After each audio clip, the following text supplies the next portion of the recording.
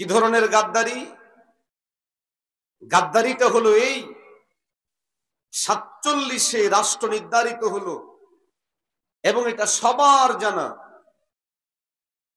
যে এই অংশটা এখানে মুসলিম তথা ইসলাম ধর্মের প্রাধান্যতা থাকবে, কিন্তু এটাকে কোনো অবস্থাতেই হতে না দিয়ে ৭১ পরবর্তী সময়ে ধর্ম নিরপেক্ষ হিসাবে সাব্যস্ত করা, এটা আমাদের সাথে ধোঁকা এবং প্রতারণা।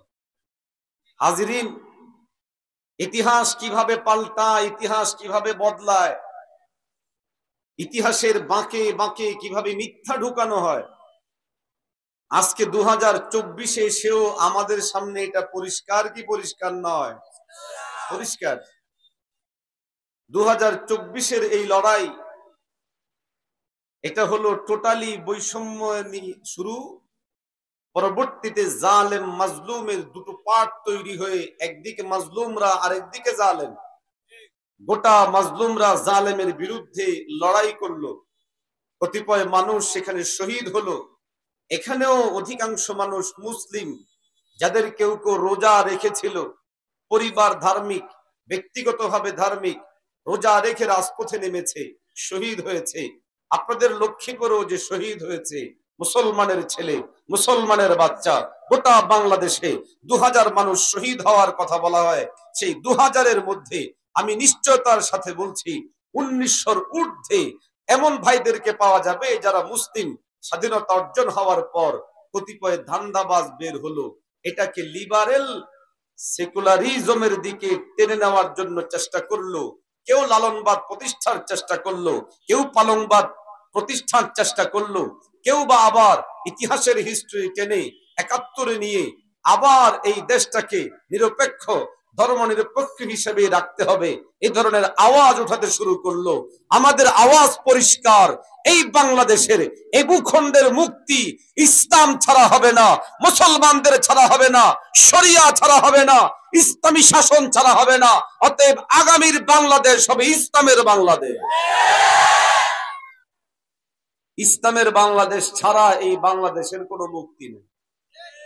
আর আসতে বলেন, জোরে বলেন কেন? কারণ জন্মটাই ইসলামের জন্য। আর আসতে বলেন, জোরে বলেন না।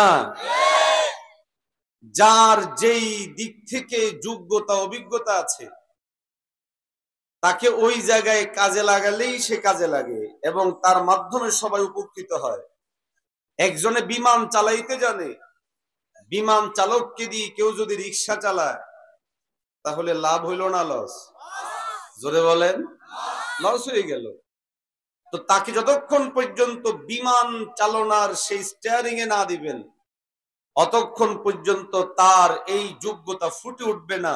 দৃঢ়তার সাথে বলছি, 56,000 এই বর্গমাইল 47 সালে নির্ধারিত হয়েছিল ইসলামের জন্য। ধর্মীয় বিষয় নিয়ে আজকে যারা ধর্মীয় রাজনীতি, ধর্মীয় বিষয়গুলোকে নিষিদ্ধ করতে চায়, আমরা পরিষ্কার বলি তারা নব্য ফেসিবাদ।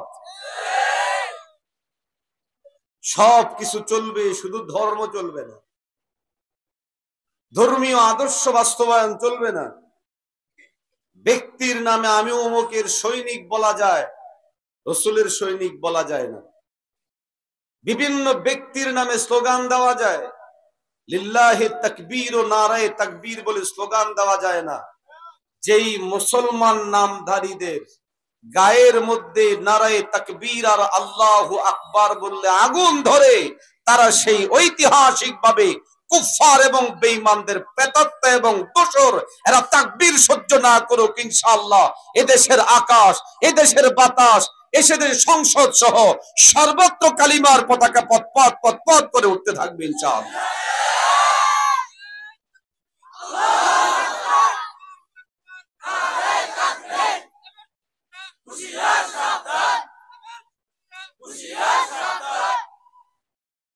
আল্লাহ আমাদেরকে কবুল করেন। আরো আসতে বলেন, আরো একটু জোরে বলেন না আমিন। এই সময় আমাদের জন্য জরুরি, অত্যন্ত জরুরি, ইলমুল হাল, সমকালীন বিষয়গুলো আমাদের সন্তানদের সামনে পাঠ টু পার্ট করে করে বুঝানো, আমাদের মুসল্লিদের সামনে পার্ট টু পার্ট করে করে বুঝানো, নববী আদর্শকে সামনে রেখে রেখে। আমি খাবার যেমন শিখেছি আমার নবীকে দেখে, আমি হাঁটা যেমন শিখি আমার নবীকে দেখে, আমি কথা বলা যেমন শিখি আমার নবীকে দেখে, নামাজ পড়া যেমন শিখি আমার নবীকে দেখে, রোজা রাখা যেমন শিখি আমার নবীকে দেখে, আমার সমস্ত কিছুর মানদণ্ড আমার নবী নবী মুহাম্মদুর রাসূলুল্লাহ সাল্লাল্লাহু আলাইহি ওয়াসাল্লাম, নবীর সাহাবীরা, তাবিঈরা, আইম্মে মুজতাহিদিনরা, ওলামারা। এক কথায় শরিয়াহ ইসলামিয়া আমার কাছে মানদণ্ড। শরীয়তের বাহিরে আমি ব্যক্তিগত জীবনও চালাবো না, রাষ্ট্রীয় জীবনও চলতে দিব না ইনশাআল্লাহ। আরো আসতে বলেন।